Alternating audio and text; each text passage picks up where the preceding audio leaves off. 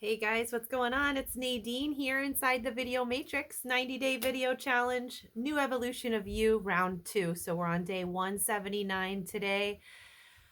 After today, just one more video and the Video Matrix is ending. So you will still be hearing from me every now and again. I plan on doing maybe a video or two a week. Hopefully, we'll see how life goes and when I have something cool to show you or talk about. I'll be posting more videos, so no worries on that. I hope you've enjoyed this journey with me here. And if you ever think about doing it yourself, let me know. I can hook you up with the right people. It's a really fun program. So anyway, so the baby goats, some of the baby goats have been going home. Some went home yesterday, some went home Saturday, and some are going home on Sunday. And so we're getting a lot of milk. So not only am I doing soaps, I did a lot of soaps yesterday on my day off. And when I do soap, I'm working for June's release. So I'm always 2 months ahead of, because, it takes a long time for them to cure and dry and all of that. So it takes a lot of planning ahead, and I'm really excited about designing my next soaps for June. And June is my birthday month, so I have some really fun and exciting things. I think it's going to be Nadine's favorite things for June. And I've already started making some of those things, so that's really exciting. Um, yeah, so now though, we're with the milk, as I was saying, is we're coming into milk and cheese season. And so people start dreaming about cheese this time of year. When are you going to get that cheese? So I already have a ton of orders for cheese coming up. And so Jake, for example, just from one goat this morning, he got almost a gallon, just shy of a gallon. So he'll probably be getting 2 gallons from her a day, just to give you an idea. And that's just one goat. So we have lots of other goats. Some of them still have their babies, but we're going to have lots of milk. We're going to be drowning in it, and I love it. So I've been using it for soap. So moving forward now, all my soaps are going to be exclusively goat milk soap. And boy, what a difference does that make? So I used my coffee soap. So for those that have been interested and haven't ordered yet, I'll say that the coffee soap is the only one in April release that is goat milk soap. There was another one, but it sold out before I could even release it onto Facebook. So I have two. I'm realizing what my best sellers are, and so far I have two that eventually maybe I'll stick with certain scents every month so people can get what they love and have something new all the time as well. So anyways, so today's topic is more about I get to make up the question. And so a lot of people ask me and want to know, how and why did you start the farm? So where do I start? So I had Mason 8 years ago. He'll be 9 in August. And I opened my business. So let me backtrack in life a little bit here. So in 2011, I opened up my colonic business. I worked for other people for a while and then was finally able to branch off on my own. And I bought a colonic machine. It's built to order. So, as it was being built, I also ended up going to culinary school. I saved a lot of money and was able to go to this school that I always dreamed about going to. It was a raw culinary school called Living Light Culinary Arts Institute. It's in Fort Bragg, California, and I was there for about 3 months or so. I took every single class that they had to offer, including nutrition. And when I got home, while I was there, Jake set up my business, installed the machine into the place I was going to be renting and all of that. So he's a doll. He's awesome. And he helped me with that. So when I got back, I was able to just open right up and start right away. And that's what I did. And I wanted to really accomplish those things before starting a family. So right when we got back, we started to, have kids and whatever. So I did get pregnant right away, and I had Mason in August. So when I had him, so I had my business established and everything.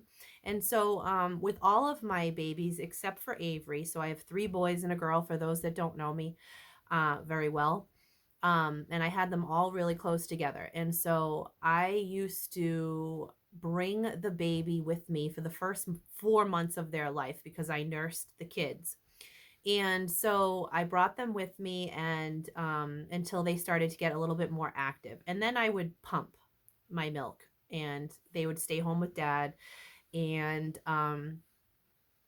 when I did that, it just wasn't the same. And I wasn't the best. I didn't have an abundance of milk like some other people have. And so it started dwindling away and I needed some kind of supplement. And I never really wanted to put my child on formula. It was just something that I just didn't want to do. And so I talked to our pediatrician about it, and he had mentioned goat milk because he was a naturopathic doctor and everything. And I said, oh, okay, cool. So, goat milk, for those that don't know, is the closest thing to human mother's milk. And so I found a farm. And here's a really funny story. This might be a long video, but it's kind of an interesting, there's a lot of stories here. So, as I was calling around looking for milk, I called this lady and she said, "Oh no." She's like, "I don't have my goats anymore." She's like, I don't have goat milk, but try this person." And we tried the next person, and sure enough, she had goats, and it was all the way in Rehoboth, Mass. So quite a hike for us that we had to, go often because it doesn't last long, maybe a week or so. And that's what I started supplementing my son with. My oldest was with the goat milk. So um, and it just was a lot easier. So anyway, so then I got pregnant with Gavin, and again, so really close together. And at that point, we were living in a little apartment, and so we were looking for a house and everything, and we were really desperate for a house at the time. I remember like looking at Jake would be like obsessed, and you could see all the new houses popping up, and we almost bought a sinking house because we were so desperate. And luckily God had his hands in that and it didn't work out. So but right after we put an offer on that sinking house, this new house popped up. And Jake saw it before the realtor. He's like, I want to see this house like today. So we did go there, and as we were pulling in, there were other people pulling in, and we're like, oh no, this looks perfect. So we met the owner of the house. Typically isn't there when you're seeing it, but she was there, and she was the loveliest lady. And come to find out, back to my story of the person that I called for milk prior, it was her. We realized that it was her that I called, and I was like, oh my gosh, who would have known? The lady that I was talking on the phone with, that months later or a year later or whatever it was, we'd be buying her house. So it was a really kind of a cool thing to circle back around. And anyway, so she really liked us right away. She she's a spiritual woman, and we're friends with her today. She's a wonderful lady. And she could see that we were going to continue to do what she had done to this farm. And so we weren't necessarily looking for a farm, we just ended up with a farm. It was something that we wanted to do. So the fact that there was already a barn and all the farm like stuff here was absolutely perfect. It just it accelerated what we were going to do. So then after we bought the house, Gavin was born. So we bought the house in October. Gavin was born in February. And around that time, Barbara is her name. The lady that owned the house, she told us that that there was an unfortunate situation with this girl. Her husband died. She was young. She was like our age, in her 20s or 30s or so, and she had kids. And the husband passed away unexpectedly from an accident or something. And she had this goat with two babies, so they were milking and wondering if we could adopt them. And we were like, yeah, absolutely. So right away we got a milking goat. So it was absolutely perfect. So we no longer had to buy milk and hike all the way to Rehoboth.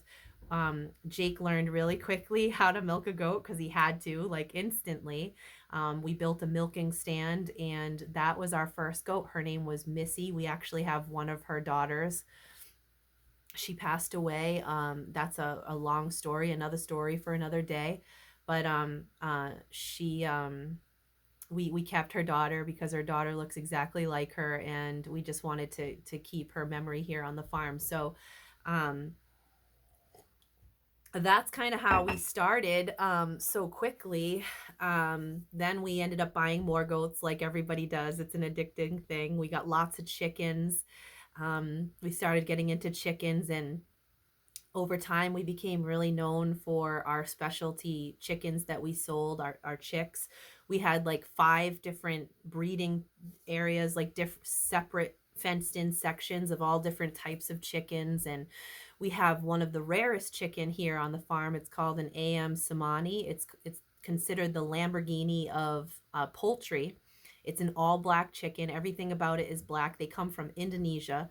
So their bones are black, their wattles are black, their cones are black, their eyes, the inside of their mouth, their meat is black. Everything is black except for their eggs. So their eggs are actually a cream color. So we have those here on the farm, and they're kind of like wild birds. They just do their own thing. Last year, they were hiding their eggs, and all of a sudden, 13 chicks came out of nowhere. We're like, what? They hatch chicks. And so it's awesome because we don't need an incubator anymore or anything. They just keep on, reproducing. And then they had more. I think there was like 8 more.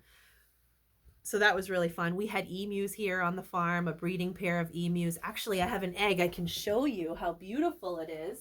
So we don't have the emus anymore. We got rid of them because they were jumping over the fence, and Jake was really nervous that they were just kind of a pain, and they would attack me when I was collecting eggs. Not attack me, but they would try to bite me, and it was so annoying. And the enjoyment of collecting eggs had dissipated, and so we decided that they should get another home. And they weren't in a really huge area anymore anyway because of the dog, because we ended up getting Adam. But look at how beautiful this egg is.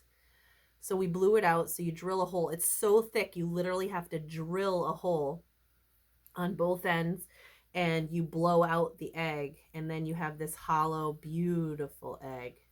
It's absolutely gorgeous. You can't see the beauty of it through this camera, but out in the light, it is the most beautiful turquoise blue you've ever seen in your life. So we have memories of that. We have a little stand for it and all that. So I don't put it out because I'm afraid of people touching it, because I have a lot of stones and crystals in my colonic room, and I notice people touch them. I know they do because I've seen remnants of rocks on my colonic machine. And one time the rock bounced off and I found it. So I know people kind of touch them, which is fine, whatever, but I just didn't want this egg breaking. So I keep it in a safe space. So that's kind of how we started the farm. I feel like God just, led us to all of this, and we got really lucky with this house. Um, we got it for a really good price, and just really blessed with that. So we've downsized on the farm big time. So we no longer have the emus. We don't breed chickens anymore because, in New England, the taxes are so high, and it's not something that we really made a living with. There was really no money in it, and every time is money, right? So it took so much time, and it was so overwhelming and so much work that we ended up stopping doing it because it just wasn't conducive. It didn't make sense. So it's about working smarter, not harder. So it's fun and all. It's fun when, our chicks have little baby chicks, and that's really cute, and that's fine. And there's no maintenance because mom takes care of it out there in the wild. So it's perfect. But it was just too much. And we had ducks. That was fun. But again, it's just a lot of work. Like, you have to change the water every day. They're really dirty. We had turkeys, and they were really beautiful too. We actually had our own turkeys for Thanksgiving one year. But they were kind of did their own thing too. So they would perch in this tree at night. So rather than like staying in a coop that they were supposed to stay in, they were kind of wild like the Somalis are, and they just did their own thing. And they would like lay eggs in the neighbor's window and like all kinds of crazy things. They would go in the woods and lay eggs, and then it was attracting predators because they kept coming for the eggs and we didn't know where they were laying their eggs. So that was one reason. And then the other reason is because they used to perch in this tree that's right next to my garden. And so they were like pooping on my green leafy vegetables. That wasn't cool either. So they, that didn't work out. So we had quail as well, and they have tiny, tiny little eggs that I would pickle. They were so good. We're talking about getting quail again because they weren't high maintenance. They were really easy, and I think we could do that again. And the kids really like peeling the shells. If they can do that and they're happy doing that, I would get them again. But otherwise, peeling all those little tiny eggs to pickle them was a lot of work. Again, time is money. You have to decide what ultimately you want to do with your time. And that's why I've said in the past, like everything that we've ever said that we are gonna do, we do it. And we experience it, and along the way you learn what works and what doesn't. So it's not that we're quitters on things. We could keep doing that, but it just doesn't make sense financially. And if we want to live here in abundance, you have to pick and choose what you're going to do. So but we got to experience it, and I think that that's just a beautiful thing. And I encourage you to experience more things that you love, things that you're passionate about. And so of course, as you all know, for me now it's about soap and making soap, and I don't think that's going to be going away anytime soon. I really, really enjoy it. I was saying to Jake yesterday as I was making it, I was like, I don't know what it is about it, I just love making soap. And I'm so glad that a lot of you guys are enjoying the soap too, because um I get to make more of it. So it's a lot of fun for me. It's what I love to do on my free time. And yeah, so then eventually we got Adam, and we got him because we had some predators hopping over the fence and killing our chickens. So we put all of our chickens into one pen. So he didn't have like 5 different areas to take care of. We condensed all of the chickens into one pen. And man, it's really cheap. It's cheaper to have your own chickens and eat them yourself. And that's the other thing is, like, I was selling so many eggs and so much cheese and all that stuff that I never, because of money, and I was like, well, I better get the money for it instead of eat it.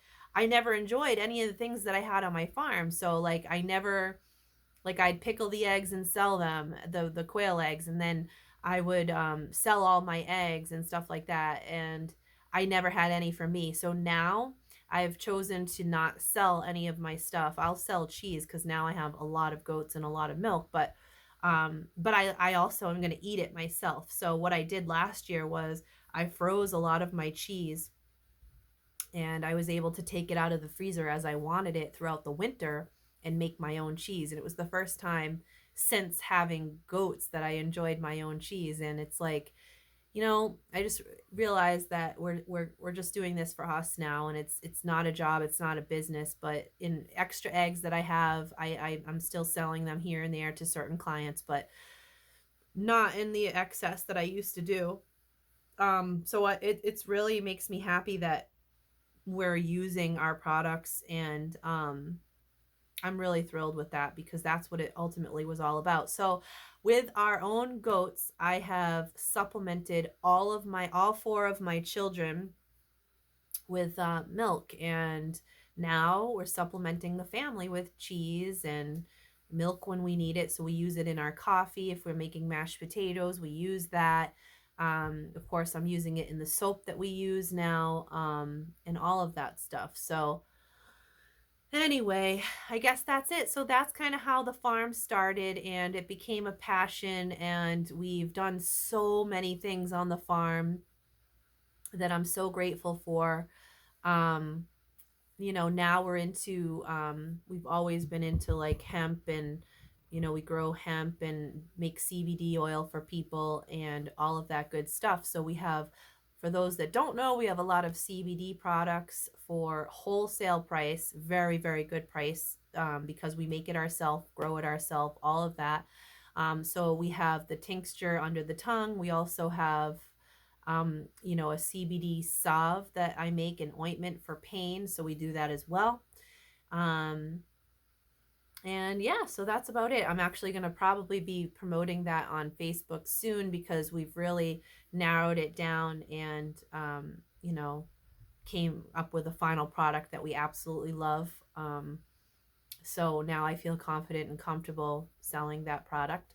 Anyway, so that's it. So that's the story of the farm. I'm sure there's so much more I could talk about. And let me tell you this, that, if you guys have any questions for me that you want to know more about our life, our lifestyle, whether that's homeschooling, farming, business, whatever it is, more about my life, whatever it is, ask me in the comments and I will still do these videos. If you guys have questions, I'm happy to answer your questions. I would love that.